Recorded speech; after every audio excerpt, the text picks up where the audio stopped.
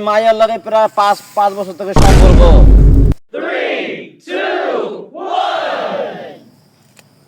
বন্ধু, হ্যাঁ এই যে দেখো, এই যে রোদ বৃষ্টি, হ্যাঁ কত কষ্ট করে গাছপালা গুলো বানতাছি। হ্যা আমার পোলাটা তো কোনো সময় কামের কথা করে শোনে না, খালি পোলা বানার লগে খালি আড্ডা ঘোরাঘুরি।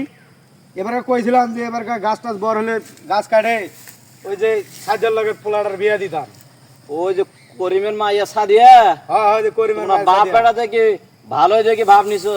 তুমিও দেখি করিমের বাড়ির পাশ দিয়ে যাও, হ্যাঁ যাও, মানে হয়েছে কি কিছু শুনছ? কি হয়েছে বন্ধু? তোমার জাহিদ আছে না, পোলা জাহিদ, হ্যাঁ, ওই মাইয়ার লাগে প্রায় পাঁচ পাঁচ বছর থেকে সম্পর্ক। কি কও? হ্যাঁ বন্ধু, তুমি তো বিশ্বাস করবে না, সময় হলে বুঝবা বন্ধু। হুমন্দি চাল করলো কি রে? আমার গোপন তথ্যটা ফাঁস করে দিল। সুত মারা নিয়ে তো সমস্যা। আব্বা আব্বা আব্বা, কি রে, পোলা তো আমার কোনোদিন খেতে আসে না, এই পোলা আবার আমার খেতে আসে। বন্ধু ওই যে তোমার সাদিয়ার কথা বলছিলাম না, এই শুনছে সবগুলা বন্ধু। এখন আমারও যে কি হয় বন্ধু।